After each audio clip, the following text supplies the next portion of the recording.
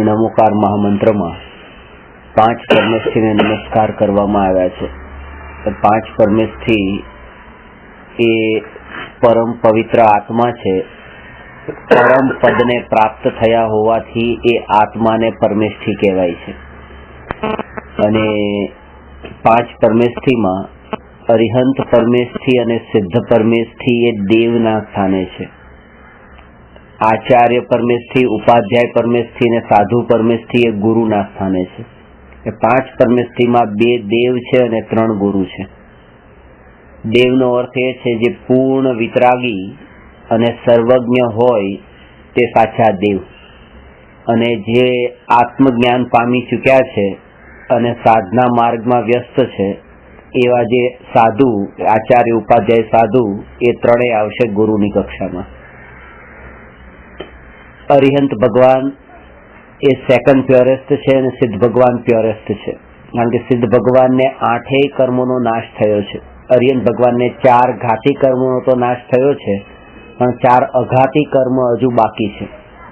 શ્રીમદ રાજચંદ્રજીએ અપૂર્વ અવસરમાં કીધું કે જે 4 અઘાતી કર્મ પણ બળેલી સિંદરીવત રહી ગયા છે. એટલે કે એક રાસ છે ને, રાસથી આપણે હાથી બાંધવો હોય તો પણ બાંધી શકીએ, પણ જો એ બળી ગઈ હોય અને પડેલી હોય તો એ 2 વર્ષનું બાળક પણ એના ઉપર હાથ લગાડશે તો એ છૂટી પડી જશે. એટલે કે બળેલી રાસ જેવા, બળેલી સિંદરીવત એ 4 અઘાતી કર્મ અરિહંત ભગવાનને રહ્યા છે. કારણ કે ઘાતી કર્મ સહિતના 4 અઘાતી કર્મ એ તો મજબૂત રાસ સમાન સમજવા, અને 4 ઘાતી કર્મ વિનાના 4 અઘાતી કર્મ એ બળેલી સિંદરી સમાન સમજવા. એટલે અરિહંત ભગવાનને 4 અઘાતી કર્મ હવે બાકી છે અને 4 ઘાતી કર્મનો નાશ થયો છે. અને એટલા માટે જ અરિહંત ભગવાનને અનંત ચતુષ્ટય પ્રગટ થયા છે. અનંત ચતુષ્ટયનો અર્થ છે, ચતુષ્ટય એટલે 4નો સમૂહ, અને અનંત ચતુષ્ટય એટલે એવી અનંત 4 વસ્તુ કે જેનો સમૂહ અરિહંત ભગવાનને પ્રગટ્યો છે. એમાં જ્ઞાનાવરણી કર્મના નાશથી, અનંત જ્ઞાન, દર્શનાવરણી કર્મના અભાવથી, અનંત દર્શન, મોહનીય કર્મના અભાવથી, અનંત સુખ, અને અંતરાય કર્મના અભાવથી અનંત વીર્ય. તો આ રીતે 4 વસ્તુ, જ્ઞાન, દર્શન, સુખ અને વીર્ય, આ અનંત રૂપે પ્રગટ થયા છે. વીર્ય એટલે આત્માની શક્તિ જેટલી હતી એ બધી શક્તિનું આત્મામાં પૂર્ણ રૂપે પ્રગટ થવું. તો આ અનંત ચતુષ્ટય એ અરિહંત ભગવાનને હોય છે. મુનિ અને અરિહંત આ બંને અવસ્થાની મૂર્તિ વચ્ચેનું અંતર પણ આ અનંત ચતુષ્ટયના સિમ્બોલથી ખબર પડે છે. શ્રવણ બેલગોલામાં જે બાહુબલી ભગવાનની મૂર્તિ એ તમને ખબર હશે, 57 ફૂટની, કે જે એક જ પથ્થરમાંથી કોતરેલી છે, ગોમટેશ્વર બાહુબલી. તો એ બાહુબલી ભગવાનની મૂર્તિ નથી, એ બાહુબલી મુનિરાજની મૂર્તિ છે. ભગવાનની મૂર્તિ નથી હોતી. એટલે એ ભગવાનની મૂર્તિ એ હોય, પણ ભગવાન એ મુનિ અવસ્થામાં સાધના કરતી વખતેનો જે કાળ હતો એ અવસ્થાની મૂર્તિ છે. કહેવાનો અર્થ શું કે એ વખતે જયારે સાધના કરતા હતા, કેવળ જ્ઞાન પ્રાપ્ત નહોતું થયું, એ વખતની મૂર્તિ છે. અને એનું સિમ્બોલ એ છે કે અરિહંત ભગવાનની પ્રતિમામાં છાતીના ભાગમાં શ્રીવત્સનું, એટલે કે જે નિશાન જોયું હશે, આમ ડાયમંડ શેપનું હોય, અથવા કમળના ફૂલના 4 પાંખડીઓ વાળું, એ અનંત 4 જે છે અનંત ચતુષ્ટયનું સિમ્બોલ હોય છે કે આ અરિહંત ભગવાન છે. અને એ ન હોય તો એમ સમજવું કે આ સાધુ છે, આ સાધનાની અવસ્થામાં છે, આ કેવળ જ્ઞાન હજુ પામ્યા નથી, અને એ મૂર્તિમાં એ નિશાન નથી. એવી ઘણી બધી મૂર્તિઓ છે. દર્શન, જ્ઞાન, ચારિત્ર ને તપ એ કહેવાય છે, એ ના, એ અલગ. અહીંયા છે જ્ઞાન, દર્શન, સુખ અને વીર્ય. મોહનીય કર્મનો અભાવ થાય એટલે એના અભાવથી સુખ પ્રગટ થાય. હવે એમાં ચારિત્ર છે, શ્રદ્ધા છે, તપ છે, પણ એ બધું એની અંદર સુખના અંદર આવી ગયું. કારણ કે દર્શન મોહનીના અભાવથી ત્યાં શ્રદ્ધા, ચારિત્ર મોહનીના અભાવથી ચારિત્ર, પણ જયારે એકમાત્ર મોહનીય કર્મ લઈએ બેને ભેગા દર્શન મોહની ને ચારિત્ર મોહનીના ભેદ કર્યા વિના, ત્યારે મોહની કર્મના અભાવથી સુખ ગુણની પર્યાય શુદ્ધ પ્રગટ થાય છે. અને અનંત સુખ ત્યાં અરિહંત ભગવાનને 13મા ગુણસ્થાને આ રીતે ચારે ચાર અનંત ચતુષ્ટય પ્રગટ થયા છે. એમાં આજથી લગભગ 950 વર્ષ પહેલા આ મૂર્તિની સ્થાપના થઈ છે. એનું કારણ પણ આ જ હતું. ભગવાનની મૂર્તિની સ્થાપના પણ થઈ શકતી હતી, પણ મુનિ અવસ્થાની મૂર્તિની સ્થાપના કેમ કરાવી? મુનિ કરતા તો ભગવાનનું સ્થાન ઊંચું છે, ખાલી એક સિમ્બોલ જ લગાવવાનું હતું ને. વધારે પ્રભાવ પડે ભગવાનનો મુનિ કરતા. અને ખાસ વાત એ કે આજથી 1000 વર્ષ પહેલા એ મુનિ અવસ્થાનું શિથિલાચાર એટલો વધતો ગયો, એટલા માટે તે નેમિચંદ્ર આચાર્ય થયા, જેમણે ગોમટસાર જીવકાંડ, ગોમટસાર કર્મકાંડ વગેરે અનેક ગ્રંથો લખ્યા. અને એ નેમિચંદ્ર આચાર્યના એક શિષ્ય હતા રાજા ચામુંડરાય. એ રાજા ચામુંડરાયે એ નેમિચંદ્ર આચાર્યને કીધું કે આ બધા ગ્રંથો તો અમારી સમજમાં આવતા નથી, કારણ કે બધા કર્ણાનુયોગના કર્મ ગ્રંથો છે, બધા અમારા જેવા શું કરે, કે તમારા જેવા આવી બધી સ્થાપનાઓ કરાવે. અને એ પછી એ મુનિની મૂર્તિ એટલા માટે કે આજકાલના જે મુનિઓ છે એમને ખબર પડે કે બાહુબલી મુનિરાજે આ 12 મહિના સુધીની જે સાધના કરી મુનિ અવસ્થામાં, એ સાધનામાં એક સ્થાન પર ઉભા રહી ગયા, ત્યાં સાપે એવી રીતે રાફડા બનાવી નાખ્યા, એ જગ્યા ઉપર ત્યાં વેલો પણ વીંટળાઈ ગઈ, પણ તોય પોતે ડગ્યા નહીં. એટલે કે પ્રતિકૂળતાઓ તો મુનિ જીવનમાં આવવાની જ હોય, એ પહેલેથી તૈયારી સાથે જ તે મુનિ દીક્ષા લેવાતી હોય છે. એટલે પ્રતિકૂળતાથી ડરીને એ નિયમ ભંગ ન થવો જોઈએ. મુનિ અવસ્થાને યોગ્ય જે સદાચારને જે નિયમ મૂળ ગુણ છે એનું નિરતિચાર પાલન થવું જ જોઈએ. તો એ સિમ્બોલ બતાવવા માટે થઈને ત્યાં એ મુનિ અવસ્થાની મૂર્તિની સ્થાપના થઈ. ખાસ વાત એ કે અરિહંત અને સિદ્ધ પરમાત્મા એ દેવ છે, અને એમાં સિદ્ધ પરમાત્મા સિદ્ધ પરમેશથી એ તો 8 કર્મોનો નાશ થયો છે, તેમ છતાં પણ 2nd નંબર ઉપર આપણે નમસ્કાર કરીએ છીએ, અને અરિહંત ભગવાનને 1લા નંબર પર. એનું કારણ આ જ કે અરિહંત ભગવાન, સિદ્ધ ભગવાન આજે મોક્ષમાં છે, અને અરિહંત ભગવાન જ્યારે અરિહંત ભગવાન જે અવસ્થામાં હોય છે એ અર્થ પર હોય છે, હજુ શરીર છે. જ્યારે અરિહંત તીર્થંકર અરિહંત ભગવાનની વાણી ખરે છે, દિવ્ય ધ્વનિ ખરે છે, ત્યારે એમાં અરિહંત ભગવાન સિદ્ધ ભગવાનનું સ્વરૂપ બતાવે છે. કારણ કે આપણને તો ખબર નથી સિદ્ધ ભગવાન હોય છે, તો સિદ્ધ ભગવાનનો પરિચય કરાવનાર અરિહંત ભગવાન છે. અને એટલા માટે જેમના થકી આપણને સિદ્ધ ભગવાનનો પરિચય થયો, જેમના થકી સિદ્ધ ભગવાન તો આપણા આત્માનું હિત તો આત્માની ઓળખાણ કરવાથી થાય છે. અને આત્માની ઓળખાણ આપણે ક્યારે કરી શકશું? કે જયારે આત્માની વાત આપણે જાણશું ત્યારે. જે આત્માની વાત આપણે જાણવાની છે એ સિદ્ધ ભગવાન નથી બતાવતા, એ અરિહંત ભગવાન બતાવે છે. એટલે આપણા પ્રયોજનની સિદ્ધિ અરિહંત ભગવાનથી વધારે થાય છે સિદ્ધ ભગવાન કરતા. એટલા માટે નમોકાર મંત્રમાં અરિહંત ભગવાનને પહેલા નમસ્કાર કર્યા છે, સિદ્ધ ભગવાનને પછી. બીજી એક વાત એ પણ છે કે 6 મહિના અને 8 સમયમાં 608 જીવ મોક્ષે જાય છે. એવરી 6 months અને 8 સમય, 6 મહિના અને 8 સમયમાં 608 જીવ નિગુઢમાંથી બહાર નીકળે છે. એક જીવ જેવો અહીંથી મોક્ષે જાય એવો જ નિત્ય નિગુઢમાંથી એક જીવ બહાર નીકળે. ટાઈમનો ગેપ હોય કે એ જ ટાઈમ નહીં, આમ નથી 608 જીવ જે જાય 6 મહિના, આમાં 2 મહિનામાં 2 જાય, 4 જાય કે 6 જાય, એવી રીતે એ આ કાળમાં નથી. એમ 608 જીવ જાય, આમાં ટાઈમનો કઈ લિમિટ છે કે ગમે ત્યારે ટાઈમ 6 મહિનાનો પીરિયડમાં ગમે ત્યારે જાય. એમાં બીજા બધા ટાઈપ છે, આગળ વિષય આવશે એટલે બતાવીશ કે ભાવ વેદ થી દ્રવ્ય વેદ એ બધાના ટાઈપ છે. ભાવ વેદ થી એવી રીતે સ્ત્રી પુરુષ નપુંસકના, દ્રવ્ય વેદ થી પુરુષના જ, એ બધા આગળ આવશે.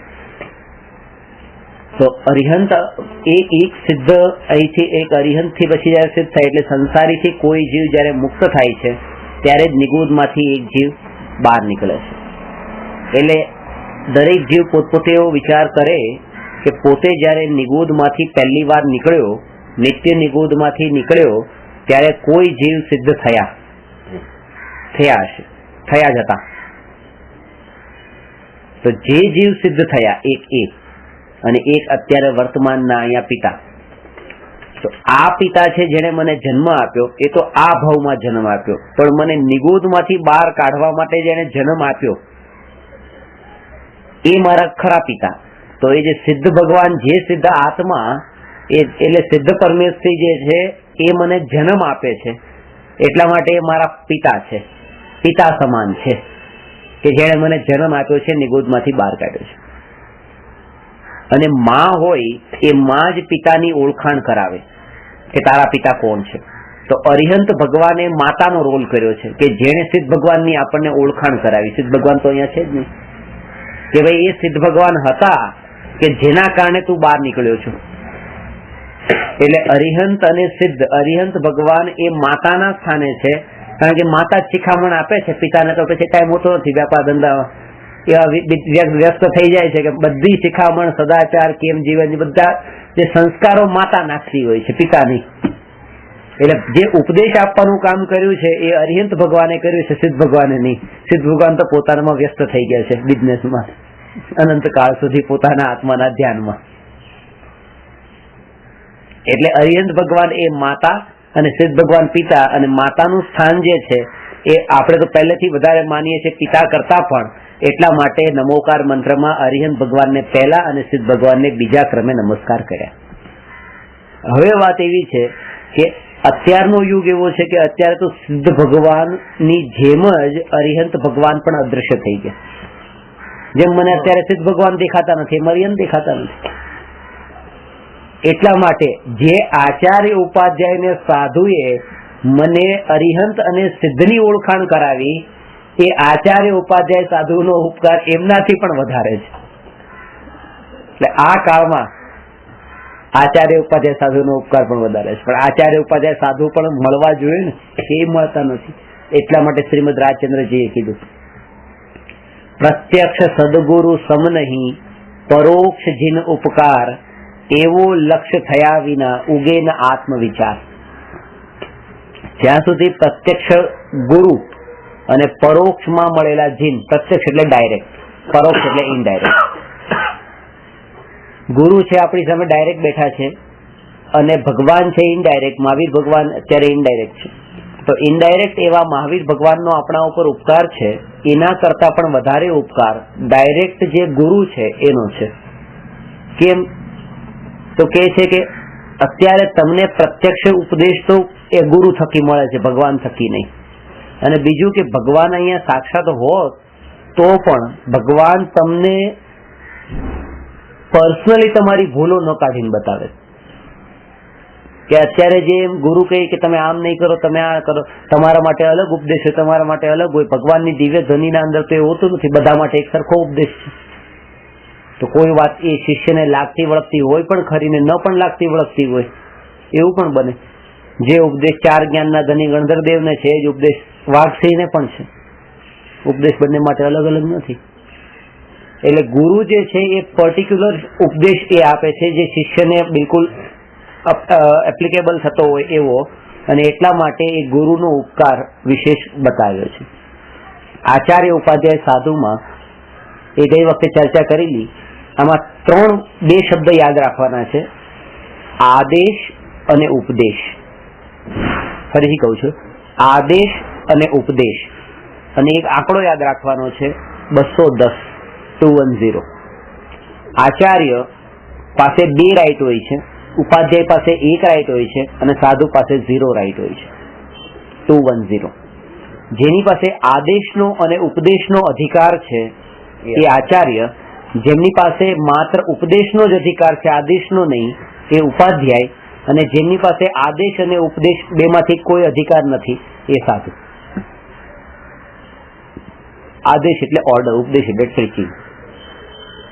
ઓર્ડર એટલે કે જે પોતે સંઘના નાયક છે એટલા માટે સંઘના રહેનાર જે સાધુ છે એ સાધુને એવી રીતે ઉપદેશ આપશે, શિખામણ આપશે, અને ક્યારે માનો ભૂલ થાય તો એનું પ્રાયશ્ચિત પણ કરાવે છે, એને દંડ પણ આપે છે, કોઈને દીક્ષા લેવી તો દીક્ષા પણ આપે છે પાત્ર જોઈને. તો આ જે કાર્ય એ આચાર્યનું કામ છે. અને ઉપદેશ પણ આપે છે, અને ઉપાધ્યાય માત્ર ઉપદેશ આપે છે, આદેશ નહીં. અને સાધુ કે જે આદેશ અને ઉપદેશ કઈ નથી આપતા. તો હવે આપણને એમ થાય કે તો પછી આપણે આદેશ નથી આપતા અને કોઈને ઉપદેશ નથી આપતા, આપણી પાસે બેમાંથી કોઈ રાઈટ નથી, તો પછી આપણે સાધુની કેટેગરીમાં આવી ગયા કે નહીં? એની ડેફિનેશન હજી અધૂરી છે કે જે આદેશ પણ નથી આપતા અને ઉપદેશ પણ નથી આપતા, પણ જે આચાર્યના આદેશ અને ઉપદેશને ને ઉપાધ્યાયના ઉપદેશને ફોલો કરે છે એ સાધુ છે, જે આપણે નથી કરતા. એટલે આ સાધુમાં નહીં આવી. પેલી તો નાસ્તીથી વાત કરી, પછી અસ્થિથી બધું કઈ કરે તો છે જ, પાછું નથી કરતા એમ નહીં કઈ. તો આ રીતે 5 પરમેશ્વરની ચર્ચા થઈ. હવે નમોકાર મંત્રથી રિલેટેડ જે એક વસ્તુ એવી છે એ પણ લઈ લઉં કે જયારે આપણે નમોકાર મંત્ર બોલીએ ત્યારે એમાં બોલવામાં નથી બોલતા અણ. એનું કારણ એ છે કારણ કે નમોકાર મંત્ર પ્રાકૃત ભાષામાં છે, અને પ્રાકૃત ભાષામાં ન લેટરની જગ્યાએ ણ હોય છે, સંસ્કૃતમાં ન હોય છે. એટલે શરૂઆતમાં જે આપણે નગારાનો ન નહીં પણ ફેણનો અણમો નમો વાળું જે છે એ જે લોકોથી ઉચ્ચારણ નથી થઈ શક્યું એને બદલાવ્યું છે. પણ એ મૂળ મંત્ર જે ષટખંડાગમમાં પ્રાચીન મંત્ર સૌથી પહેલા જે રચાયો, લિપિબદ્ધ થયો છે અંકલેશ્વરના અંદર, ત્યાં પુષ્પદનજી અને ભૂતબલેજી મુનિ થયા, એમણે લખ્યો. આચાર્ય દર્શનજીના શિષ્ય હતા. સમયસારથી પણ જૂનું ગ્રંથ છે, 2000 વર્ષ પહેલાનું.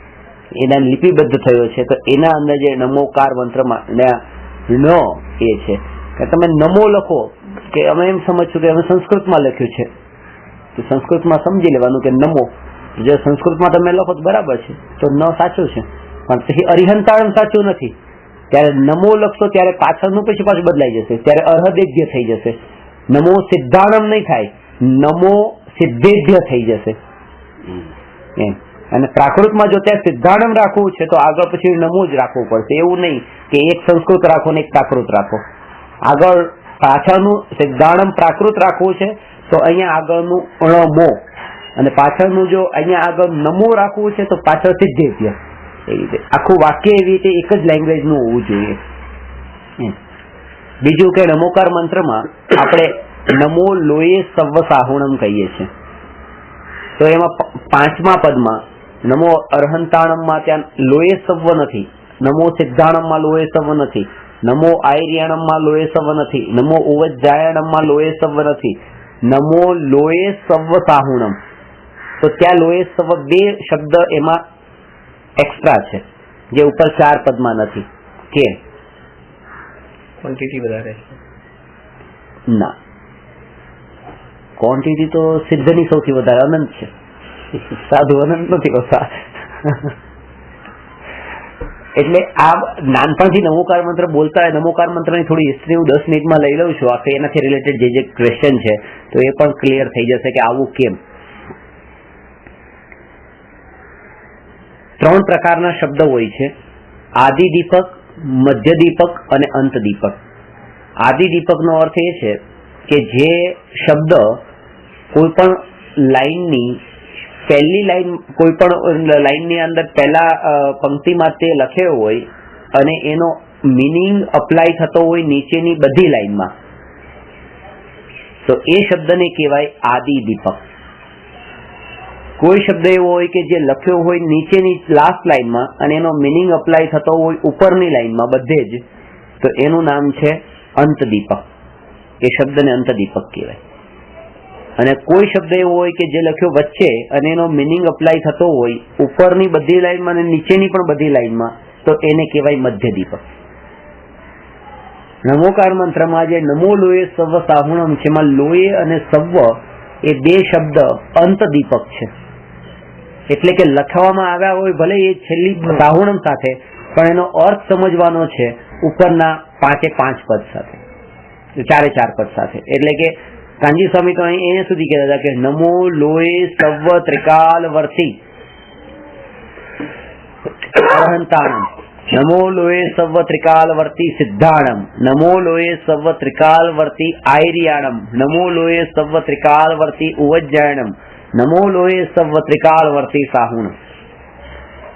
એટલે સમજવાનું એ રીતે જ છે કે લોકમાં રહેલા સર્વ અરિહંતોને, લોકમાં રહેલા સર્વ સિદ્ધોને એ રીતે નમસ્કાર કર્યા છે.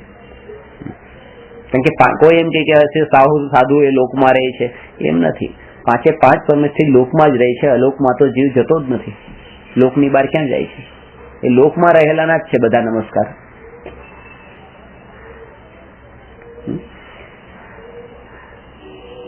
નમોકાર મંત્રમાં આપણે જે ચુલિકા છે, એસો પંચ નમોકારો સર્વ પાવ પણાસણો મંગળાણમ છે સવ્ય સિંહ પડમમ હોય મંગલમ. એ તો નમોકાર મંત્રની મહિમા અને નમોકાર મંત્રનું ફળ બતાવે છે.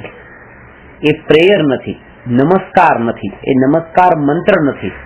નમસ્કાર મંત્ર આ 5 પંક્તિમાં છે અને એને ચુલિકા કહેવાય નમોકાર મંત્રની. કે જે વાત નમોકાર મંત્રમાં કેવી નથી અથવા કેવી સંભવ નથી, એ વાતને હવે કેવી તો છે પણ ક્યાં કેવી કે જે કહેવાની હોય એને ચુલિકા કહેવાય. ચુલિકા કોઈ પણ ગ્રંથના અંદર પણ એન્ડમાં ક્યાંય ચુલિકા આવી રીતે હોય. પ્રવચન સાર નામનું શાસ્ત્ર છે, પ્રવચન સારના અંદર છે એવી રીતે જ્ઞાન તત્વ, જ્ઞાન પ્રજ્ઞાપન અધિકાર, જ્ઞેય પ્રજ્ઞાપન અધિકાર ને ક્યાંક ચરણાનું યુગ સૂચક ચુલિકા એ રીતે. અને ચુલિકાના અંદર એ વસ્તુ કે જે વસ્તુ આગળ ન કીધી હોય અને એમાં તમે કોઈ પણ વસ્તુ લખી શકો.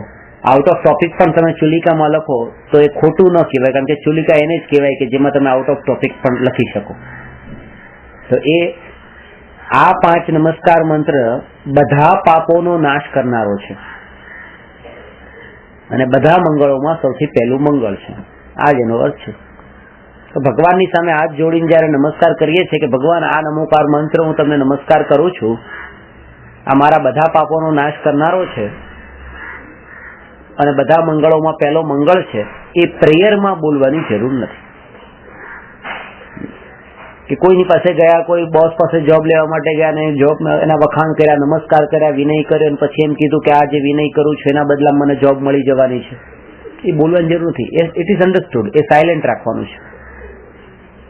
તો ભગવાનની પાસે હાથ જોડીને નમસ્કાર કર્યા પણ ખબર છે કે આનાથી પાપોના નાશ માટે જ નમસ્કાર કરું છું, પણ ભગવાન આ નમસ્કારના બદલામાં મારા પાપોનો નાશ થવાનો છે એ આપને મારે બતાવવાની જરૂર નથી. એ આપ બધું જાણો છો અને હું જાણું છું. મને તો અંદરમાં ભાવ આવ્યો છે એટલા માટે હું આપને નમસ્કાર કરું છું, 5 પરમેશ્વરીને નમસ્કાર કરું છું. પણ બીજી વાત એ છે કે નમોકાર મંત્રના આ 5 બોલે કે 9 બોલે એના અંદર પણ વધારે ઊંડું પડવાની જરૂર નથી. એને મેટર નથી બનાવવાનો કોઈ એવો, પણ આ તો એક અર્થ સમજી લેવાનો કે આનો મિનિંગ આ થાય છે ને આનો ઉપરના મિનિંગ આ નમસ્કારના ફોર્મમાં થાય છે, નીચેનો નમસ્કાર નથી. અને એ જે ચુલિકા છે એના અંદર જે નમોકાર મંત્રનું સ્મરણ કરવાથી, 5 પરમેશ્વરી નમસ્કાર કરવાથી બધા પાપોનો નાશ થઈ જાય છે. તો શું ખરેખર બધા પાપોનો નાશ થાય છે? અને જો બધા પાપોનો નાશ થઈ જતો હોય તો પછી આત્મમાલિન થવાની જરૂર શું છે? તો પછી જ્ઞાની ધ્યાની પોતાના આત્મમાલિન કેમ થયા? એ ખાલી નમોકાર મંત્ર જ બોલતા રહેવા જોઈએ તો બધા પાપોનો નાશ થઈ જાય. એટલે આ નમોકાર મંત્ર ની આ ચુલિકાએ કેટલાય જીવોના પાપ ધોયા તો નથી પણ પાપ વધારી દીધા. જે મેં તમને એકવાર વાત કરી હતી ગંગા નદીની જેમ કે એને પાપ ધોયા નહીં પણ પાપ વધાર્યા, કારણ કે પ્રચારણી પાપની પ્રચારણી થઈ. ગંગા નદી છે ને પાપ ધોવાઈ જશે. બધા એમ કે ગંગા નદી છે, પાપ કરો, આપણે ડૂબકી મારી લઈશું, આપણા પાપ ધોવાઈ જશે. જૈનોમાં એમ કે ગંગા નદી તો માનતા નથી કે નમોકાર મંત્ર છે બધા પાપોને ધોવા વાળું છે. તો વેપાર ઉપર, બિઝનેસ ઉપર ત્યાં ખોટું કર્યું, 2 ના 4 કર્યા, 2 ના 6 કર્યા, બધું જે ઊંધા સીધા હિસાબ કર્યા. નવકાર મંત્ર છે બધા પાપોનો નાશ કરનારો છે, એવી રીતે બધા પાપોનો નાશ કરનાર નથી. તો પછી એમાં લખ્યું તો છે પાછું કે કઈ ખોટું થોડું લખ્યું હોય. તો એનો અર્થ એ છે કે બધા પાપ, બધા એટલે કેટલા? એ 5 મહાવ્રતના વિરોધી છે, 5 પાપ છે. હિંસા, જૂઠ, ચોરી, કુશીલ ને પરિગ્રહ, આ 5 પાપ છે. 5 પાપથી છૂટે એટલે અશુભ ભાવ, અશુભથી છૂટ્યા એમ કહેવાય કે બધા જ પ્રકારના અશુભ ભાવોથી એ સાધુ છૂટ્યા છે, કારણ કે 5 મહાવ્રતનું પાલન કરે છે. 5 પાપ છે. હવે નમોકાર મંત્રનું જ્યારે સ્મરણ કરો છો અને નમસ્કાર કરો છો એ સમયે તમે કોની હિંસા કરી, એ સમયે તમે કેટલું જૂઠ બોલ્યા, કેટલી ચોરી કરી, કેટલું કુશીલ સેવન કર્યું અને કેટલા પરિગ્રહ ભેગા કર્યા, એ ટાઈમે એટ ધેટ મોમેન્ટ આ 5 માંથી કોઈ પાપ કરવા જતા નથી. એટલે બધા પાપ કરતા નથી. અને બસ આ નમોકાર મંત્રનો જાપ કરવાથી બધા પાપનો નાશ થાય છે. આ પ્રેઝન્ટના એટ ધેટ મોમેન્ટ બધા પાપનો નાશ થાય છે. પણ એવું નથી કે પાપના જેટલા આજ સુધી કરેલા છે બધા પાપ આ નમોકાર મંત્રના જાપથી નષ્ટ થઈ જવાના હોય. આ તો નવું પ્રિકોશન છે કે નવા બધા પાપોનો નાશ કરનાર વાળો છે, આવતા રોકવા વાળો છે. અને કોઈ એવા વિશેષ શુભ ભાવ હોય તો પેલાની બધી પાપ પ્રકૃતિ પુણ્યમાં પલટાઈ જાય, પણ બધી નથી પલટાઈ જતી એ વાત. અને એક જ વસ્તુ છે કે જેના કારણે બધા પાપોનો નાશ થાય છે, એ જ્ઞાયક ભાવ છે કે જ્ઞાયકના આશ્રયે પાપ જ નહીં, પાપ અને પુણ્ય પણ નાશ થઈ જાય છે. ત્યારે આત્મા કર્મ રહિત થઈ જાય છે, મોક્ષ જાય છે. કારણ કે પુણ્યનો નાશ તો કરવાનો છે ને. નવકાર મંત્રમાં પુણ્ય થાય છે, પુણ્ય તો બંધાય છે પાછું. અને જ્ઞાની તો એ પુણ્યને પાપ માને છે, એટલા માટે જ્ઞાની કે પાપ બધા પાપોનો નાશ ક્યાં થયો? ત્યાં એ ઓફિશિયલ ના લીધું હોય કે એમને વંદન કરવાથી ભાવપૂર્વક જયારે વંદન કરીએ છીએ ત્યારે એમના ગુણોનું જે આપણી અંદર સંચાલન થાય છે એનાથી પાપ એટલે કે અજ્ઞાન દૂર થાય છે. એ આના અંદર પાપનો અજ્ઞાન કરવો એ પ્રમાણ મને તો ક્યાંયથી મળતું નથી કે પાપનો અર્થ જ્ઞાન થાય. પણ આ પાપ આ 5 બતાવ્યા છે એ તો આગમોમાં પણ કીધા છે. તો કોઈ પણ આગમ હોય, કોઈ પણ આગમમાં મહાવ્રતના, કારણ કે અણુવ્રત કહીએ છે ત્યારે પાપથી અંશે છૂટ્યો એ અણુવ્રત, અને મહાવ્રત કહીએ એટલે પાપથી પૂરો છૂટ્યો એ મહાવ્રત. તો મહાવ્રત ને અણુવ્રત કીધા. અહિંસા મહાવ્રત, સત્ય મહાવ્રત, અચૌર્ય મહાવ્રત, બ્રહ્મચર્ય મહાવ્રત ને અપરિગ્રહ મહાવ્રત. આ પાપથી છૂટે છે. પાપોનો નાશ કરનારો છે એટલે કે એટલા ટાઈમ માટે એ બધા પાપોથી આ છૂટ્યો છે. અને એનાથી સદગુણો પણ શીખ્યા કે ભાઈ આવવાનો કે એ પણ હિંસા, જૂઠ, ચોરી, કુશીલ, પરિગ્રહ 5 પાપો જેમણે છોડી દીધા છે ત્યાં પણ એ આદર્શ બનાવીને લઈ શકે. અજ્ઞાન નહીં, આ 5 પાપો પંચપરમેષ્ઠીએ છોડ્યા છે. અરિયન સિદ્ધે તો છોડ્યા છે, પણ આચાર્ય ઉપાધ્યાય સાધુએ પણ 5 પાપ છોડ્યા છે, એટલે તો એ મહાવ્રતી છે ને. તો બધા પાપોને છોડી ચુક્યા છે, અને એવા પાપને છોડી ચુકેલાના દર્શન કરીએ તો એ આદર્શ બનાવવાથી પોતાનામાં પણ એવા ગુણો આવે છે કે મારે આવું થવું છે. જયારે આપણે નમો અરિહંતાણમ કહીએ તો મારે આવું થવું છે, નમો સિદ્ધાર્થ મારે આવું થવું છે, એટલે પોતે પણ એવા ગુણો પ્રગટ કરીએ. એટલે આપણને જે પાપ એ નેસેસિટી લાગતી હોય છે એ પછી નથી લાગતી. કે માનો કે નમો લોહે સવ સાહુણમ કીધું તો જયારે આપણને એમ લાગ્યું કે ભાઈ નમો લોહે સવ સાહુણમ એટલે કે સ્નાન વગર પણ મનુષ્ય જીવન સંભવ છે, તો હું એમ માનતો હતો કે ના, કે શાવર વગર તો, નાયા વગર તો આપણે જીવાય કેવી રીતે, અહીંયા જીવીએ છીએ તો રહીએ છીએ, કે ના હવે તો ડોલથી પણ પાણી લઈને એવી રીતે પણ નાહી શકાય. અને એનાથી પણ આગળ પછી ધીરે ધીરે મનો કે 2 ની 1 કરી શકાય, 1 ની અડધી કરી શકાય. તો એમ કે પાપથી જ જીવન છે એવું એને નહીં લાગે. કારણ કે આ જયારે આદર્શ બનાવશે ત્યારે કે આ જ્ઞાનીઓ એ પાપ વિના પણ જીવન જીવી રહ્યા છે. પણ પાપનું એવું લેવાય ને કે જેમ પાપને પુણ્ય બની લઈએ, પણ એવું તો કઈ હોતું જ નથી. કે હવે કોઈ ધર્મ કરતો હોય દેવલોકની ઈચ્છા તો ત્યારે તો પુણ્ય બાંધી દેવું, સારી ગતિમાં જવાનું છે. ક્રિયાની વાત નથી, તો એ બી આમ ક્રિયાની વાત જ નથી, આ તો ભાવની જ વાત છે. અહીંયા એક ક્રિયા નથી લેવાની કે હાથ જોડીને જે નમસ્કાર કર્યા કે દેરાસરમાં મને દર્શન કરવા માટે ગયો, અને એ ક્રિયાની વાત જ નથી. અહીંયા તો જે અરિહંત ભગવાનને આદર્શ બનાવ્યા જેને, એ ભાવની વાત છે. અને એટલા માટે ત્યાં જે જીવ તીર્થ ક્ષેત્રોની યાત્રા કરે છે, સિદ્ધ ક્ષેત્રની યાત્રા કરે છે, એ જીવ તિર્યંશ ને નરક ગતિમાં જતો નથી. પણ એની આગળ એક શબ્દ વાપર્યો છે ભાવ સહિત વંદે જો કોઈ તાસો નરક પશુ ગતિ ના હોય. ભાવ સહિત કરે તો ને ભાવ સહિત કીડા મકોડા કેટલાય ત્યાં જ જન્મે છે ત્યાં જ મરે છે. જવાની વાત તો ક્યાં, લાઈફ ટાઈમ ત્યાં હોય છે તો એ પાછા મરતા જન્મતા. આ તો ભાવ સહિત વંદના જે કરે એની વાત છે. ભાવ એટલે જ્ઞાન થઈ ગયું ને, એટલે જ્ઞાન સહિત વાત થઈ. જ્ઞાન રાગ સહિત જ્ઞાન તો થઈ ગયું.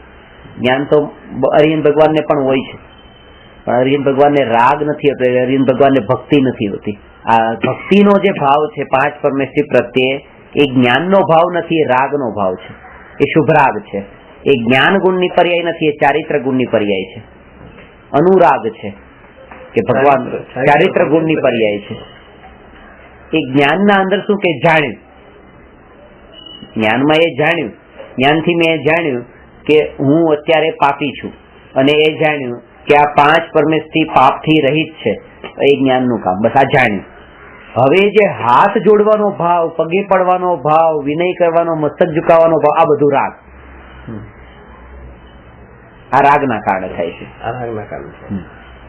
અને ભક્તિની પરિભાષા જે આપી છે, ગુણેશુ અનુરાગ ભક્તિ, કે ગુણોમાં અનુરાગ કરવો એનું નામ ભક્તિ છે. એ ભક્તિને પછી તમે પૂજા કહી દો, ભક્તિ કહી દો, દર્શન કહી દો, દેવ દર્શન કહી દો, કે કઈ પણ સ્તવન કહી દો, ભગવાનની પ્રાર્થના કહી દો, કઈ પણ. એ જે ઉત્તમ આત્મા, જે શ્રેષ્ઠ આત્મા, પવિત્ર આત્મા પ્રત્યે જે આપણને જે અહોભાવ આવે છે, એ જ્ઞાનનો ભાવ નથી, એ રાગનો ભાવ છે. અને એમાં એક વસ્તુ ત્રણે ત્રણ જોઈએ. જ્ઞાન તો જોઈએ જ કે એ મહાન છે, શ્રદ્ધાન પણ જોઈએ કે આ જ સાચા છે. એટલે શ્રદ્ધા ગુણની પર્યાય પણ જોઈએ, જ્ઞાન ગુણની પર્યાય પણ જોઈએ, અને ચારિત્ર ગુણની પર્યાય પણ જોઈએ. સમ્યક દર્શન માટે જ ખાલી આ ત્રણ નહીં જોઈએ, પણ સમ્યક દર્શનના પહેલા પણ અજ્ઞાન દશામાં પણ આ ત્રણે ત્રણ જોઈએ. એ ભૂમિકાના, એ લેવલના.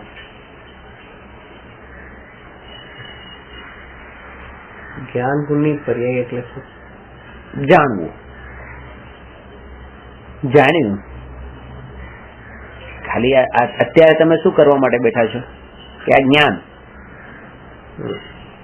પણ જેમ જેમ તમને જ્ઞાન થાય એમ એમ તમને એમાં શ્રદ્ધા અને એમાં રાગ, એ હરિયન ભગવાનનું સ્વરૂપ જાણ્યું, સિદ્ધ ભગવાનનું સ્વરૂપ જાણ્યું, આ જાણતા જ પછી એવા તમને શ્રદ્ધા થાય કે આવું જ સ્વરૂપ હોય, અને એના પ્રત્યે રાગ પણ થાય. એ તમારે પોતે અંદરથી થાય. મારું કામ ખાલી જ્ઞાન આપવાનું છે. શ્રદ્ધા અને રાગ એ બે વસ્તુ હું ન કરી શકું.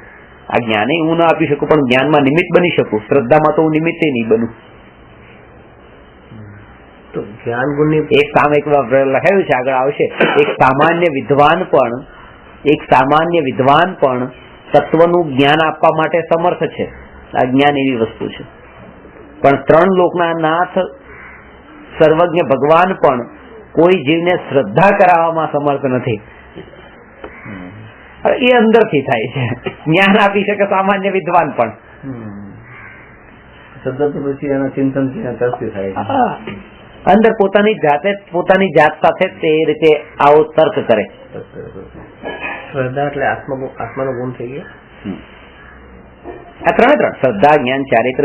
એ પોતે જે વિચાર કરે કે પાપ વગર મારું જીવન સંભવ છે કે નહીં, કે છે, તો પછી હું એક કેમ જીવન જીવતો નથી. એટલે જેટલું બને એટલું મિનિમાઇઝ કરવા લાગે.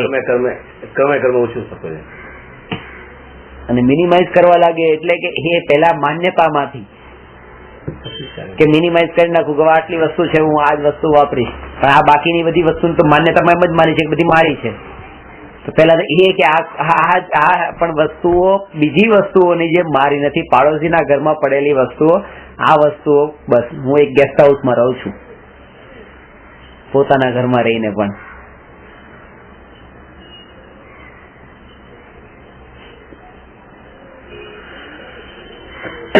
હું જન્મ્યો નથી, હું મર્યો નથી.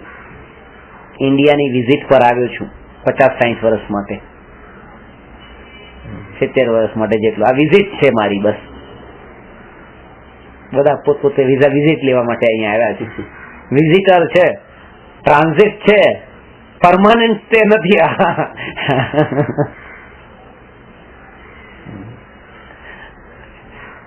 પરમાનન્ટ સ્ટે તો આપણું ત્યાં છે. પરમાનન્ટ સ્ટે તો ત્યાં છે.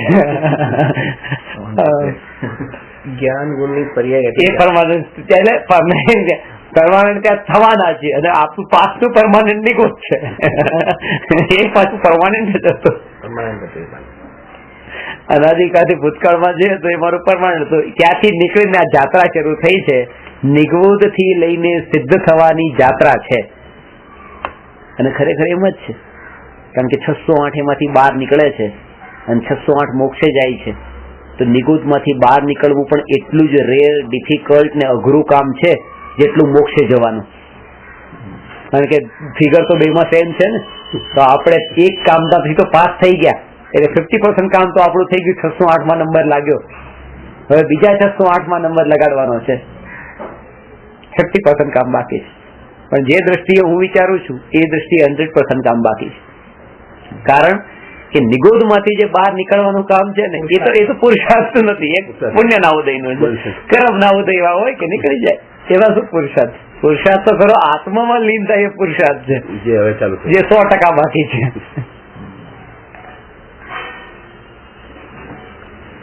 જ્ઞાન ગુણ નો પર્યાય એટલે જાણવું, અને પછી ચારિત્ર ગુણ નો પર્યાય એટલે ચારિત્ર ગુણના પર્યાય આમાં આગળ આવશે. બધું બે પ્રકાર હોય, અશુદ્ધ પર્યાય હોય, શુદ્ધ પર્યાય હોય. અશુદ્ધ પર્યાય નું નામ રાગ દ્વેષ અને શુદ્ધ પર્યાય નું નામ વિતરાગતા. જ્ઞાન, ચારિત્ર ને શ્રદ્ધા. શ્રદ્ધા ગુણ નો પર્યાય જ્ઞાન ને પરિણામ પણ કહેવાય છે. પ્રતીતિ, પરિણામ, પરિણતિ અને પરિણમન, આ 4 શબ્દ યાદ રાખજો. પ્રતીતિ, શ્રદ્ધા ગુણની પર્યાયને પ્રતીતિ કહેવાય. જ્ઞાન ગુણની પર્યાય પરિણામ, ચારિત્ર ગુણની પર્યાય પરિણતિ અને કોઈ પણ ગુણની પર્યાય એનું નામ પરિણમન. કાર્ય થવું, કાર્ય જાણવું, એ બધા માનવું, જાણવું અને અનુભવવું. આ શ્રદ્ધા, જ્ઞાન અને ચારિત્ર. ચારિત્રની ડેફિનેશન એ છે, ચારિત્ર આ ક્રિયાકાંડ નથી. ચારિત્ર એ અંતરની અનુભૂતિ છે. જેટલા અંશે રાગ દ્વેષ એ અશુદ્ધતા છે, ચારિત્ર ને વિતરાગતા એ શુદ્ધતા છે. આ 4 રોટલીની 2 રોટલી ખાધી એ ચારિત્ર નથી. એટલો જે રાગ વેન નથી એ રાગનો જે અભાવ થયો બસ એટલું એનું છે એ. અને એ તે વિતરાગ ભાવ થયો હોય તો એને એ વિકલ્પે નતો. કારણ કે વિતરાગતામાં તો એ વિકલ્પે નથી કે આટલી ખાવી છે ને આટલી નથી ખાવી. આ તો શુભ ભાવ છે, શુદ્ધ નથી. અને શુદ્ધતાનું નામ ચારિત્ર છે, શુભ ભાવનું નામ એ ચારિત્ર નથી. એ શુભ ભાવ છે એ પણ વ્યવહારથી ચારિત્ર છે.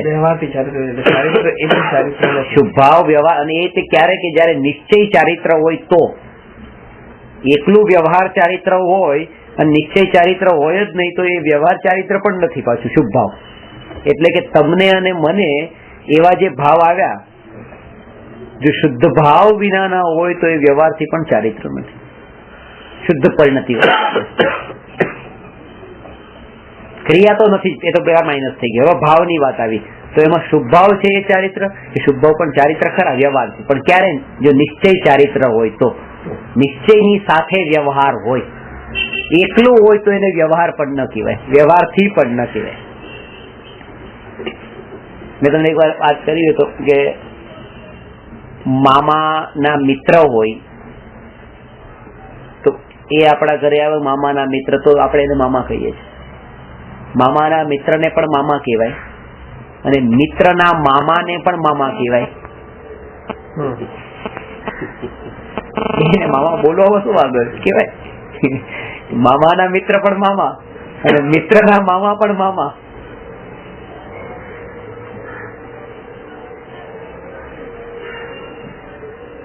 જમાઈ છે, જમાઈ ઘરે આવે તો એ જમાઈ છે, મહેમાન છે. જમાઈની સાથે બીજા 4 જણા આવે એ મહેમાન છે, જમાઈની સાથે આવ્યા છે ને. એ 5 જણા ઘરે આવ્યા હોય તો પાંચેયને પાણીનો ગ્લાસ, શરબતનો ગ્લાસ, જમવાનું પાંચેયને એક સરખું આપશું? આપતા સ્વાગતા સરખી કરશું. એમ નહીં કે આ જમાય જ એક મહેમાન છે અને બાકીના 4 તો આમનામ જ આવ્યા છે, એને તમે ઓળખતા નથી, નામે ખબર નથી 4ના નામ શું છે, પણ તોય તે ચારેયનો વ્યવહાર કેવો કરીએ છીએ? કારણ મહેમાન છે ચારેય. એટલે મુખ્ય નિશ્ચય મહેમાન કોણ છે? આ જમાય. અને આ 4 જે બીજા છે વ્યવહાર મહેમાન છે, કારણ કે નિશ્ચયની સાથે છે. એટલે શુદ્ધતાની સાથે જેટલા શુભ ભાવ હજી પડ્યા છે, અશુદ્ધતા વાળા શુભ ભાવ, એ વ્યવહારથી ચારિત્ર છે. પણ કોઈને એકલા, હવે મને આજે એક દિવસ એવું થાય કે આ જમાય આવે ને 4 જણા આવી જાય તો એ વ્યવહારથી મહેમાન નથી. એ તો વ્યવહારથી મહેમાન ત્યારે છે જો નિશ્ચય મહેમાન છે. એટલે એવી રીતે જો શુદ્ધ ભાવ વગરના જો એકલા શુભ ભાવ હોય તો એ વ્યવહારથી પણ ચારિત્ર નથી. એટલે જવાય તો જોઈએ પહેલો, અને ક્રિયાકાંડ તો બિલકુલ નથી પાછા. એ જમાય હોય કે ના હોય પાછા. એટલે મન, વચન ને કાયા એ શ્રદ્ધામાં પરિણમતા હોય તો ચારિત્ર કહેવાય. શ્રદ્ધા રૂપે ન પરિણમતા હોય તોય તે એને કઈ લેવા દેવા નથી. કારણ કે યુદ્ધ લડતી વખતે કાયા યુદ્ધ રૂપે હિંસા રૂપે પ્રવર્તી હોય છે, વચન હિંસા રૂપે પ્રવર્તા હોય છે. શ્રદ્ધામાં એવું છે કે અહિંસા એ સત્ય ધર્મ છે. એ અલગ અલગ ચાલે છે. મન, વચન, કાયા અલગ ચાલે છે, શ્રદ્ધા અલગ ચાલે છે. શ્રદ્ધામાં તો એ છે અને મન, વચન, કાયામાં તો એ બરાબર છે, કરવા યોગ્ય છે. બતાવે છે કે ચારિત્ર એટલે કે 4 + 3 એટલે સ્વરૂપ 3માં ચરવું. એ જ સ્વરૂપમાં ચરવું સ્વરૂપમાં ચરી રહ્યા છે. સ્વરૂપ એટલે ત્યાં 3 એટલે ના, એ મને નથી ખબર. ચારિત્ર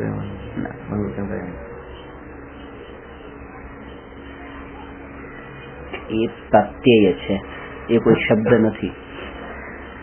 ચર ધાતુ છે અને એની પાછળ લાગેલો એ ઇત્ર ચર ઉપરથી એ પ્રત્યય લાગ્યો છે. એ બધી ડિટેલમાં હું નથી લઈ જતો વ્યાકરણના અંદર. વસ્તુ ખાલી એટલી છે કે સ્વભાવમાં ચરવું.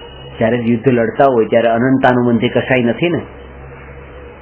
3 કશાય છે, અનંતાનુબંધી. અનંતાનુબંધી જેટલો નથી એટલી સ્વભાવમાં ચરે છે, એટલા સ્વરૂપમાં ચરી રહ્યા છે. 5મા ગુણસ્થાનમાં દુકાન પર બેઠા હોય તો 2 કશાય ચોકડીના અભાવથી 50% ચારિત્ર છે, દેશ ચારિત્ર છે. મુનિ અવસ્થા હોય તો સકલ ચારિત્ર છે. 12મા ગુણસ્થાન તો યથાખ્યાત ચારિત્ર છે. 13મા ગુણસ્થાને હોય તો ત્યાં પૂર્ણ વિતરાગતા છે. સિદ્ધ અવસ્થા હોય ત્યાં પરમ ચારિત્ર છે, શ્રેષ્ઠ પતિ. આ તો ક્રમ છે ગુણસ્થાન. પણ મેઇન તો એ કે જેટલી સ્વભાવમાં સ્થિરતા, ચારિત્ર ગુણની પર્યાયની નિર્મળતા, બસ એ ચારિત્ર સમજવાનું. આ ગુણ આત્માનો છે ચારિત્ર. હવે મિથ્યાત્વનો દોષ કેટલો મોટો લાગે છે. સુખ ગુણ આત્માનો છે ને. અત્યારે અજ્ઞાની, કોઈ જે અજ્ઞાની કહેવાય છે એ કેમ કહેવાય છે? આ શરીરમાં કોઈ સુખ માને કે આમાં સુખ છે તો એ મિથ્યા દ્રષ્ટિ છે. કેમ? કારણ કે સુખ ગુણ આત્માનો છે અને એ અપ્લાય કરે છે શરીરમાં. એવી જ રીતે ચારિત્ર ગુણ આત્માનો છે અને એને અપ્લાય કરે શરીરમાં, ક્રિયામાં. એ ચારિત્ર એ એટલું જ મોટું પાપ છે. શરીરમાં સુખ માનવું એ પાપ છે, એવું જ મોટું પાપ શરીરમાં ચારિત્ર માનવાનું પાપ છે. કારણ કે એક દ્રવ્યના ગુણને બીજા દ્રવ્યમાં માન્યો. અને એટલે જ કીધું છે કે બસ અંદરની પરિણતિનું નામ ચારિત્ર છે, આ ક્રિયાનું નામ ચારિત્ર નથી. તો કે ક્રિયા નહીં કરવાની એક જ. જયારે ના પાડી ત્યારે નહીં, કારણ કે એને નથી કરી ને, એટલે પેલા એને વિચારમાં આવશે કે તો નહીં કરવાની ને. એને દોડવું તો ઢાળ મળી ગયો. તો ત્યારે એને કીધું કે ભાઈ જયારે અંતરની પરિણતિ તારી પલટાઈ જશે તો ક્રિયા ઓટોમેટિક બંધ થઈ જશે. એવી પાપવાળી ક્રિયા બંધ નથી કરવાની ઇન્ટેન્શનલી કે ના હું આ પાપ બંધ કરું. અંતરની પરિણતિ પલટાવવાની છે. તો આપણી જે દશા છે આમાં આપણે પહેલા શું લેવાનું? પરિણતિ. ચાર જ્ઞાનના ધની ને સિંહ બે વસ્તુ યાદ રાખવાની. મહાવીર ભગવાને બધા માટે એક સરખો ઉપદેશ આપ્યો હતો. એમ નતું કીધું તમે કોઈને કીધું ક્રિયા કરજો, કોઈને કીધું તો પરિણતિ પેલા પલટાવજો. જ્ઞાનથી જ પેલા તમે જાણો. અત્યારે તમારું કામ શું છે? જાણો. પરિણતિ પછી જાણો. અત્યારે 1 વર્ષ 2 વર્ષ તમે બરાબર કરીને પેલા જેટલું બધું છે બધું જાણી લો કે શું છે. બસ કોઈ રાગદ્વેષ વગર વિતરાગી બની ખાલી જાણી લો, સમજી લો કે આ સમજી લો. અને પછી તમે પોતે એટલા કેપેબલ થઈ જશો કે હવે શું કરવાનું છે. ઓટોમેટિક ખબર પડશે કે આ કરવું છે. હવે પછી ક્યાં જશે, ક્યાં જશે કે જગ્યા જ નથી. એ પછી નેચરલ. પછી હું તમને કહું કે આમને પગે નહીં લાગતા, આને પગે નહીં લાગતા, એ મારે કહેવાની જરૂર નથી. હવે તમને પોતાને ખબર પડી ગઈ ને. આ ચારિત્ર એ તો ઓટોમેટિક લાઈફ ટાઈમ માટે કે સ્કૂલના અંદર તમે 2 ને 2 4 થાય એ શીખ્યા, 3 ને 3 6 થાય એ શીખ્યા. પણ જેને તમે શીખવાડ્યું હવે દુકાન ઉપર બેઠા હોય ત્યારે તમારી સાથે નથી, પણ તમે ત્યાં હિસાબ કરી નાખો છો 2 ને 2 4 કહેવાય. એ તમે પ્રેક્ટિકલ ના અંદર ઓટોમેટિક કરી શકો છો, કારણ કે તમે એકવાર શીખી લીધું છે. પછી ઓટોમેટિક થઈ જાય છે. તો ત્યાં પછી ગુરુએ સાથે રહેવાની જરૂર નથી પડતી. પણ અત્યારે તમે 2 ને 2 4 ક્યારે પરફેક્ટ કરી શકશો? ત્યાં બરાબર શીખ્યા હશો તો. એટલે અત્યારે તો પરફેક્ટ ખાલી શીખી લો. જયારે એને શીખવાના હતા ને ત્યારે હિસાબ નતો કરવાનો. ત્યારે હિસાબ કરવા માટે બેસી ગયો, દુકાનદારી ખોલીને બેસી ગયો તો ત્યાં શીખી જ ન શકત બરાબર. અત્યારે તો જાણો કોઈ પક્ષપાત વગર કે હું દિગંબર છું કે શ્વેતાંબર છું કે જૈન છું કે અજૈન છું કે મનુષ્ય છું કે જાનવર છું, પક્ષપાત વગર હું એક જીવ છું અને જાણવું મારો સ્વભાવ છે. જાણવા માટે અહીંયા બેઠો છું. પછી નિર્ણય ઓટોમેટિક થઈ જશે.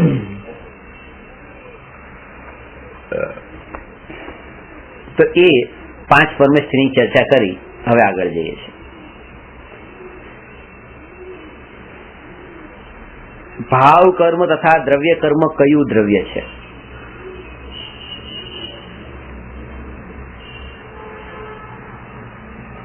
ભાવ કર્મ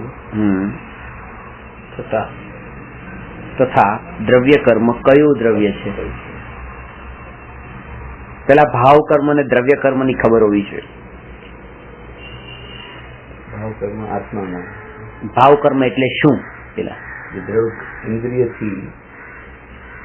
તો ભાવ કર્મ ની ડેફિનેશન, જે પ્રોપર ડેફિનેશન, જે જ્ઞાન ઇન્દ્રિય વડે જણાય છે.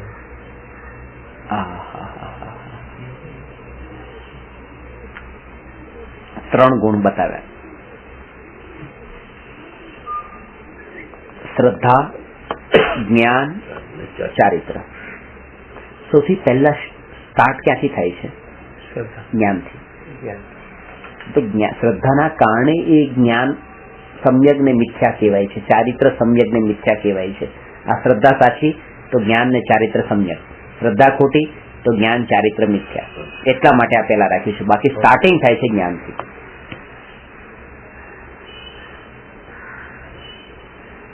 જયારે આ વસ્તુને મેં જોઈ, અત્યારે નજર આમ છે અને હવે એને મેં જાણી, ચક્ષુ ઇન્દ્રિયથી મને એનું જ્ઞાન થયું. તો જ્ઞાન થતા આ જ્ઞાને કર્યું કામ શું? જાણ્યું.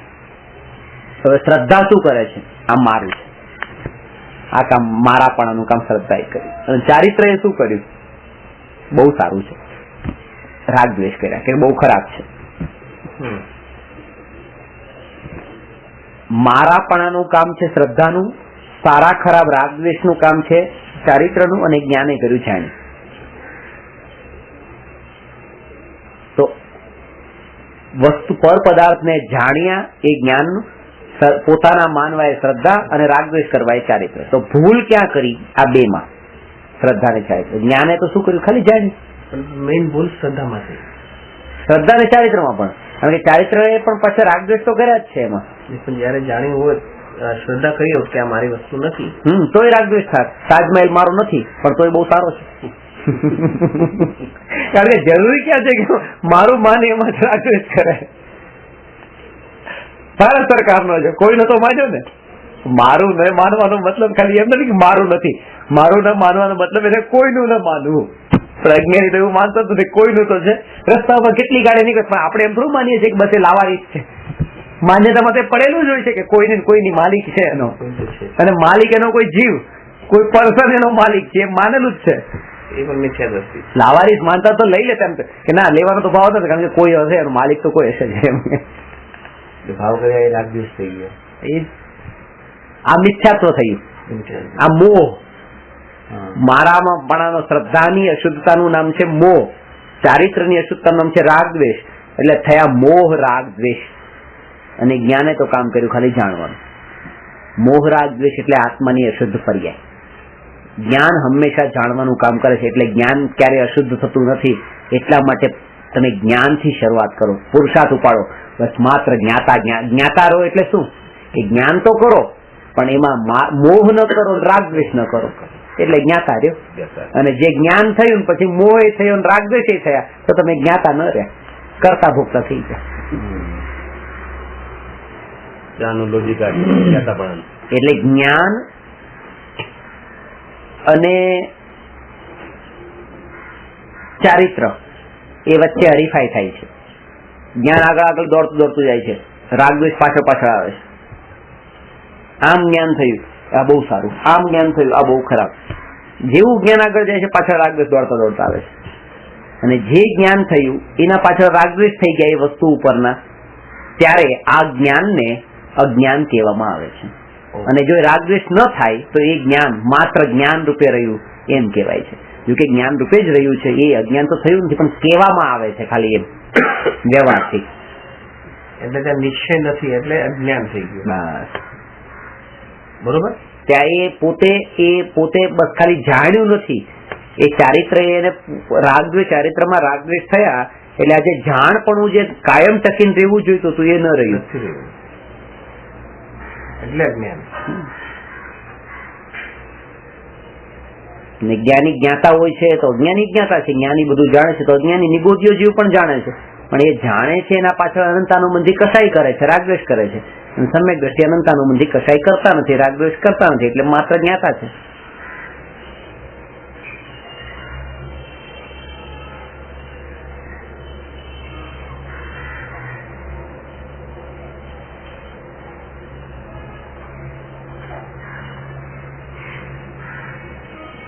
હવે આ ભાવ કર્મ, આત્મામાં ઉત્પન્ન થતા મોહરાગ દ્વેષના ભાવ, એટલે શ્રદ્ધા ચારિત્ર વાળી વાત આવી, જ્ઞાનની વાત નથી આવી.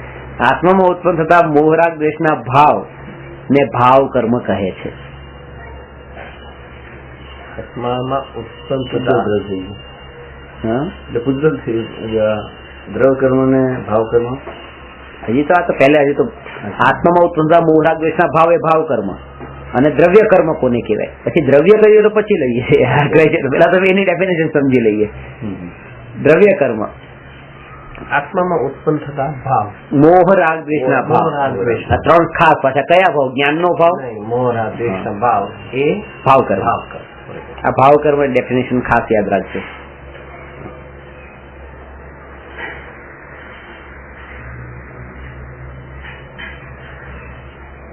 અને દ્રવ્ય કર્મ, કે ભાવ કર્મના નિમિત્તથી કારમાણ વર્ગણા જે આત્મા સાથે એક ક્ષેત્ર આવીને ચોંટી જાય, એનું નામ, એક ક્ષેત્ર ત્યાં આત્મા સાથે આવીને ચોંટી જાય, એનું નામ છે દ્રવ્ય કર્મ. જે એક્ઝામ્પલ મેં તમને પહેલા આપ્યું હતું, સમયસારમાં પણ આપ્યું છે. કોઈ પહેલવાન પોતાના શરીર ઉપર તેલ લગાવીને અખાડામાં કસરત કરતો હોય, અને ત્યાં અખાડાના અંદર જેમ રજકણો માટી ઉડી રહી છે એના શરીર ઉપર જેમ ચોંટી જાય છે, એ તેલના કારણે. ખરું કારણ એનું તેલ છે. તેલ ન હોત તો રજકણ ચોંટે જ, બધા છૂટી પણ જાય. એ તેલના કારણે એ ચોંટી જાય છે. તો એવી રીતે એનું શરીર જેમ લેવાનું, એવી રીતે અહીંયા લેવાનો આત્મા. મોહરાગ દ્વેષના ભાવ ઇઝ લાઈક 10 જે ચોંટે છે એવી રીતે કાર્મિક એટમ્સ. જે કાર્મિક એટમ્સ જે ચોંટે છે એનું નામ દ્રવ્ય કર્મ છે. જે ભાવથી, ભાવના નિમિત્તથી ચોંટે છે એનું નામ ભાવ કર્મ છે. દ્રવ્ય કર્મની ડેફિનેશન શું થઈ ગઈ? મોહરાગ દ્વેષના નિમિત્તથી કારમાણ વર્ગના આત્મા સાથે આવીને બંધાય, એ બંધાયેલા જે વર્ગણા છે, વર્ગણા એટલે એટમ્સ, એનું નામ છે દ્રવ્યકર્મ. એ ખરેખર ફિઝિકલ છે, એટમ્સ હોય છે, એ ફિઝિકલ છે. પેલું તો મેન્ટલ થોટ્સ છે, આ ફિઝિકલ આ ફિઝિકલ છે. અને એટલા માટે હવે બંને આન્સર આવી ગયા કે મેન્ટલ થોટ્સ ને ફિઝિકલ. જે મોહરાગ દ્વેષના ભાવ છે એ કયું દ્રવ્ય છે કે જીવની શ્રદ્ધા અને ચારિત્ર ગુણની અશુદ્ધ પર્યાય છે એ ભાવ કર્મ.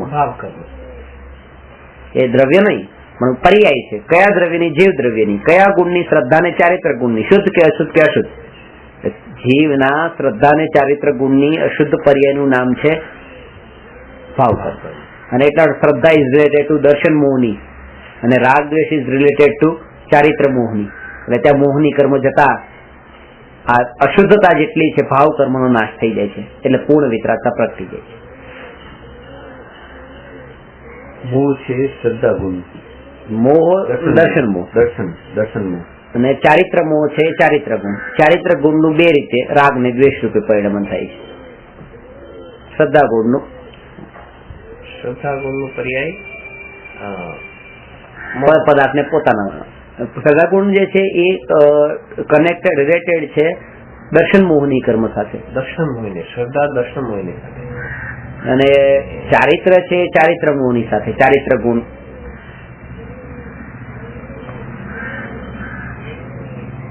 મોહ રાગ દ્વેષ. રાગ દ્વેષ છે ચારિત્ર અને મોહ છે શ્રદ્ધા આપણે દર્શનમાં. મોહ રાગ દ્વેષ દર્શનાવર્તી કર્મ કહેવાય. આપણે એના બે ભાગ છે. દર્શનાવર્તીના બે ભાગ.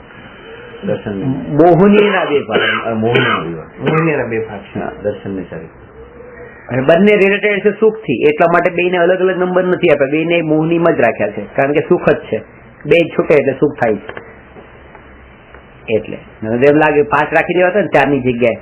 જ્ઞાનાવણી, દર્શનાવણી, દર્શન મોહની, ચારિત્ર મોહની ને અંતરાય, એમ 4 જ. પણ એ દર્શન મોહની, ચારિત્ર મોહની મેઇન તો સુખ ગુણ સાથે કનેક્ટેડ છે. એક મોહનીય કર્મ જે છે, એટલે તો અનંત જ્ઞાન, અનંત દર્શન, અનંત સુખ, અનંત વીર્ય કીધું. 4 ગુણ જ બધું આમ લિંક છે એની.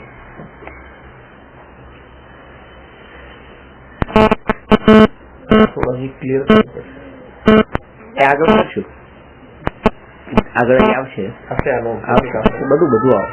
આ જ આવશે, બીજું કઈ સાડીઓ નું કહેવાનું નથી. આવવાનું છે દર્શન મોહ ને ચારિત્ર મોહ ને એના ભેદ ને પ્રભેદ ને એની અવસ્થા ને ઉદય ને આખી અમાર બધું કર્મની બધી થિયોરી આના અંદર આવી જશે.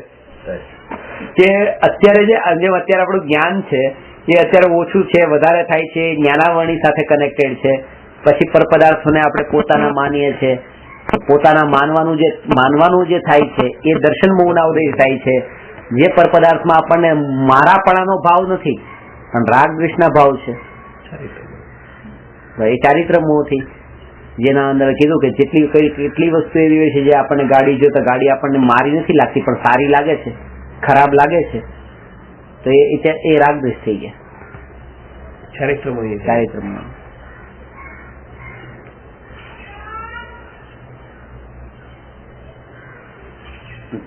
એટલે દર્શન મોહની એટલે કે ત્યાં ચારિત્ર મોહિની તો એ તો ખબર જ નથી પડતી. પડે છે ને, આપણને ખબર જ નથી પડતી. એટલે એમ વિચારીએ છીએ કે એટલા માટે કે જ્યાં સુધી અજ્ઞાન રૂપી અંધકારથી અંધ થયા હોઈએ ત્યાં સુધી આ બધું દેખાય નહીં. પણ જેમ જેમ શ્રી ગુરુ એ પાટા પોતાના આંખે બાંધેલા પાટા ખોલે તો ધીરે ધીરે પછી બધું દેખાવા લાગે. અને પછી તો સાચું દેખાવા લાગે. ખરેખર આ સારું ખરાબ નથી, હું સારું ખરાબ માનું છું. પેલા તો એ ખબર પડે સારું ખરાબ માનું છું, અને પછી એ ખબર પડે સારું ખરાબ નથી, હું સારું ખરાબ માનું છું. અને પછી આમાં નિર્ણય ઉપર આવે હવે હું એને સારું ખરાબ નહીં માનું, હવે હું આમાં સારા ખરાબના ભેદ નહીં કરું. એ જ્ઞાની પછી થાય, પેલા તો આ નિર્ણય ઉપર આવે.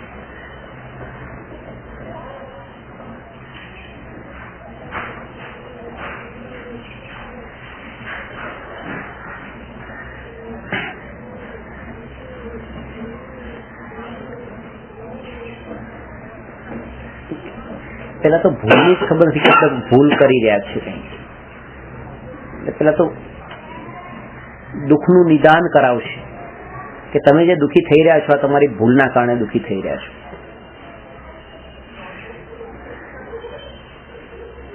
એટલે તમે ઓલવેઝ પછી એ શોધશો કારણને પણ તમારા પોતાના અંદર જ. એટલે તમે પછી ઉપાય પણ શોધશો તો પોતાના અંદર જ છે. પછી પોતાનામાં જ કંઈક કરવાનું છે, પરમાં નહીં.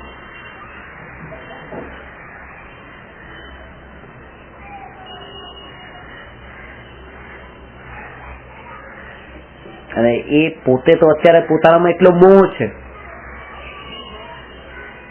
કે હું મારા દોષને કેવી રીતે જોઉં. ત્યાં તો પોતે તો પોતાના સદગુણ ઉપર જ દ્રષ્ટિ જાય છે ને, દોષ ઉપર દ્રષ્ટિ જતી જ નથી. અને અંદરથી આત્મા સ્વીકાર પણ કરવા તૈયાર નથી કે આ દોષને હું જોઉં. ખબર જ પડતા નથી. પોતાને પોતાના પ્રત્યે એટલો મોહનો ભાવ છે કે પોતાનો દોષ જોવા પોતે તૈયાર નથી થતો, દેખાતા જ નથી એને. અને બીજાને દેખાય છે પોતાના દોષો, તમારા દોષો બીજાને દેખાય છે, એને બતાવવા માંગે છે, પણ તમારે સાંભળવા નથી. એટલે ખબર જ પડતી નથી મારામાં શું દોષ છે. અને એટલા માટે ગુરુ પાસે બેસવાનું કીધું કે હજી તમને તમારામાં બહુ મોહ છે ને, વાંધો નહીં, ગુરુને બધી ખબર તમારામાં શું દોષ છે. તો શરૂઆત ત્યાંથી થાય છે. આત્માનો અનુભવ તો પછી થાય છે, પેલા ગુરુની પાસે બેસવાની તૈયારી હોય. કારણ કે બેસી બેસીને એ સાંભળવા તૈયાર થાય અને પછી પોતે જોવા તૈયાર થાય. પણ જે સાંભળવા તૈયાર થતો નથી એ પોતે જોવાનું ક્યાં છે. ગુરુની જરૂર એટલા માટે કે દોષો બતાવશે. દોષો તો બીજા લોકો બતાવી શકતા હતા, પણ એમાં એમને સ્વાર્થ ભાવ હશે. ગુરુને સ્વાર્થ ભાવના નથી, એટલે તમને સાચા અર્થમાં તમારા દોષો બતાવશે, નિસ્વાર્થ ભાવે. સમ્યક દ્રષ્ટિ અને મિથ્યા દ્રષ્ટિમાં ફરક એમ સમજવો કે મિથ્યા દ્રષ્ટિ પોતાને અંદર પોતાના ગુણ જોતો હોય? ના, દોષ જોતો હોય ના. મિથ્યા દ્રષ્ટિ પર્યાય ઉપર દ્રષ્ટિ કરીને જોતો હોય અને સમ્યક દ્રષ્ટિ દ્રવ્ય ઉપર દ્રષ્ટિ કરતા હોય. એટલે ખરેખર તો મિથ્યા દ્રષ્ટિ દોષો ઉપર દ્રષ્ટિ કરતો હોય, કારણ કે પર્યાયમાં દોષ છે ને. અને સમ્યક દ્રષ્ટિ ગુણ ઉપર દ્રષ્ટિ કરતો હોય, કારણ કે સ્વભાવમાં તો ગુણ જ ભરેલા છે. માન્યતા કેવી હોય છે? પર્યાયનો ખાલી જ્ઞાતા રહે છે. બસ પર્યાયને જાણે છે કે આટલી અશુદ્ધતા પડેલી છે. હા, એટલે એ બે વસ્તુ, દ્રવ્યની શુદ્ધતા અને પર્યાયની અશુદ્ધતા બે જાણે છે. એવું નથી ખાલી હું અશુદ્ધ છું, એ જાણે છે. પણ હવે શુદ્ધ છે એ તો એના સ્વરૂપ છે, એટલે એ તો જાણે જ છે. પણ આટલું હજુ શુદ્ધ કરવાનું બાકી રહી, એ મારે કરવાનું નથી. ના, એ છે કે આટલું અશુદ્ધ, ત્યાં એ અશુદ્ધતાને જાણે છે, પણ એના અંદર પણ આકુળતા ના કે કોઈ ભાવ નથી. આકુળતા નથી, પણ હજુ આટલું બાકી રહી ગયું છે. બસ એટલું જાણે છે. પણ એ મિથ્યા દ્રષ્ટિને દેખાતું જ નથી કે શું બાકી છે ને શું પૂરું છે. તો એને તો બસ પૂરેપૂરું એમ જ દેખાય છે કે હું પરિપૂર્ણ છું. પરિપૂર્ણ છે. આ ગુણ છે મારી અંદર, તો આક્રોશનો ગુણ છે, તો આ ગુણ છે એમ દબાવી શકું છું ને કોઈને અંદર, આ ગુણ. એ ઓલવેઝ પોતાના બીજા સાથે કમ્પેરિઝન કરીને પોતાનું સારાપણું શોધી લે છે. હા, એ પોતાનું સારાપણું શોધી લે છે કે હું માંસ નથી ખાતો, ભલે મને ગુસ્સો આવી જાય પણ હું માંસ નથી ખાતો, તમારા કરતા સારો છું, તમે તો માંસ ખાવ છો. પોઝિટિવ થિંકિંગ એ કહેવાય. એટલે આ પોઝિટિવ થિંકિંગ જે એને કીધું, પણ પોઝિટિવ થિંકિંગ જયારે લેવાનું હોય ત્યારે નથી લેતો, એ મન ફાવે એમ પોઝિટિવ પાછું, એટલે નેગેટિવ થઈ ગયું.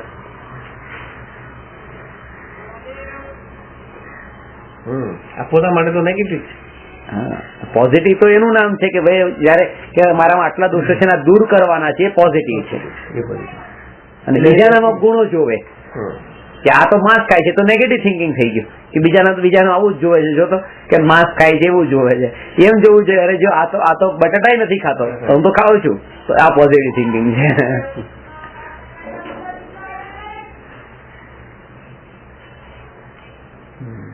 એટલે સમ્યક દ્રષ્ટિનું એક અંગ છે કે બીજાના દોષો ન બતાવે અને પોતાના ગુણો ન દેખાડે. એ જ્ઞાની હું આટલો મહાન છું, આટલો મહાન છું એમ બતાવે ન રાખે, અને તમારામાં આવી ભૂલ થાય, એ ભૂલ છે એમ બતાવે ન રાખે. બતાવે બે વાત પાછી, એનું પણ કારણ છે. કારણ કે શિષ્યના દોષો ન બતાવે તો દોષો દૂર થાય કેવી રીતે? પોતાના ગુણ ન બતાવે તો સામેવાળાને એ વ્યવહાર રૂપે બતાવતો હોય. બીજાને નીચો પાડવા માટે એના દોષ ન બતાવે અને પોતાને મોટો બતાવવા માટે પોતાના ગુણ ન બતાવે. પિતા હોય એમ કે ભાઈ હું તારા જેટલો હતો, હું સવારે 5 વાગે ઉઠતો તો તમે 8 વાગે ઉઠો છો, શરમ નથી આવતી તમને? તો પોતાના ગુણ બતાવે છે ને, 5 વાગે ઉઠતો તો મોટાઈ નથી બતાવતા, એ પોતે કઈ મોટા થવા નથી માંગતા, પણ એને ઇન્સ્પિરેશન મળે એટલા માટે. તો એવી રીતે ગુરુ પણ બતાવે, પોતાના ગુણો બતાવે, પણ એ પોતાની મોટાઈ માટે નહીં, અને શિષ્યના દોષો પણ બતાવે, એને નીચો પાડવા નહીં, એને ઉપર લાવવા માટે.